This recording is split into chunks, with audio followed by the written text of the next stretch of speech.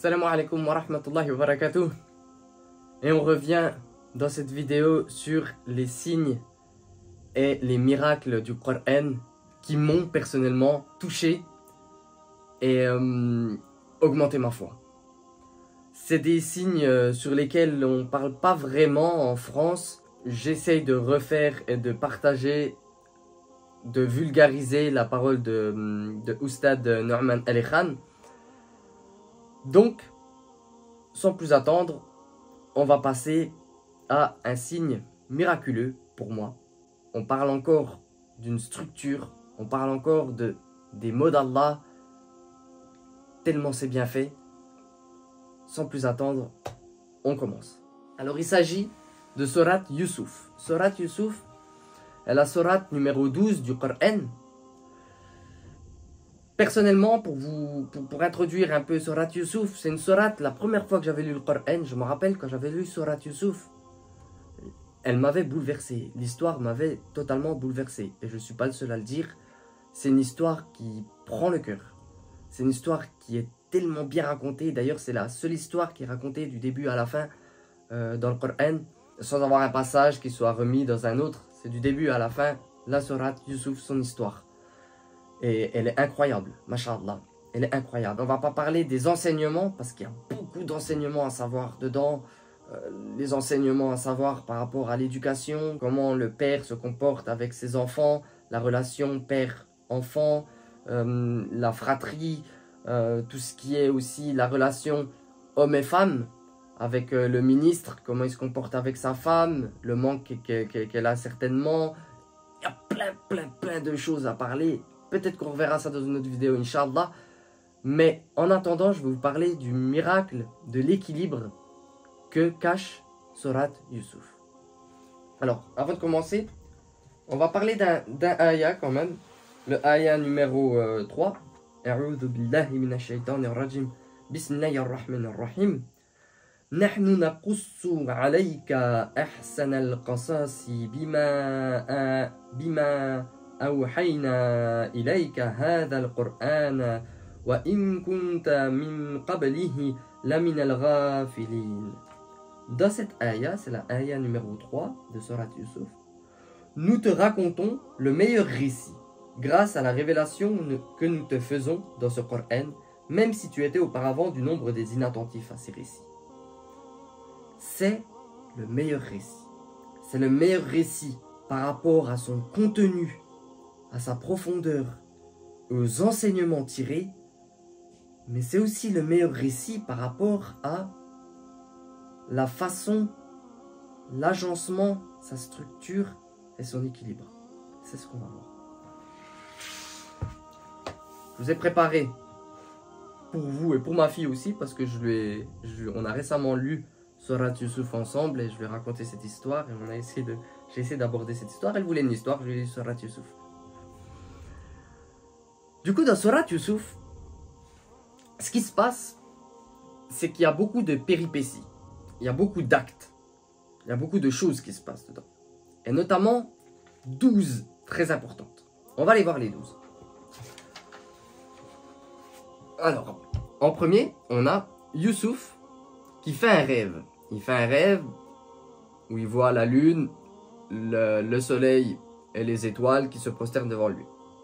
Il le dit à son père d'ailleurs. Alors, normalement, vous devez savoir la sourate. Si vous ne la savez pas, ça vous fait un petit résumé. Mais il y a d'autres choses à savoir.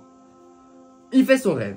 Ensuite, les frères de Yusuf complotèrent contre lui afin de s'en débarrasser.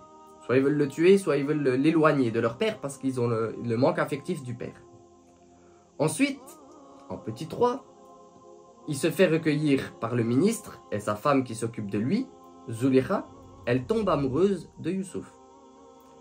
Ensuite, elle invite les femmes du ministre, des ministres et les femmes des alentours, ses amis, qui tombent elles aussi amoureuses de Yusuf. Yusuf refuse de tomber dans l'égarement, dans le péché. Il préfère la prison, donc il va en prison. Ensuite, le roi fait un rêve qu'il ne sait pas interpréter. En niveau 7, le roi, son rêve est interprété. par Youssouf. Youssouf est libéré et sort de prison. En 9, les femmes confessent et innocentent Youssouf en disant que c'est de leur faute et pas de la faute de Youssouf. Youssouf est innocent. Ensuite, c'est Zulekha. Zulekha qui dit c'est pas de la faute à Youssouf, mais c'est de ma faute qui est péché. Ensuite, les frères se retrouvent avec Youssouf et dès qu'ils apprennent que c'est Youssouf, ils demandent pardon et ils reconnaissent leur tort par rapport à ce qu'ils avaient fait au tout début, quand ils l'avaient mis dans le puits et tout ça. Et tout à la fin, on sait que Youssouf voit le rêve qui se réalise et il le dit à son père, il est là, le rêve qui est en train de se réaliser, que je t'avais parlé quand j'étais tout petit. 12 actes, 12 passages qui se passent dedans.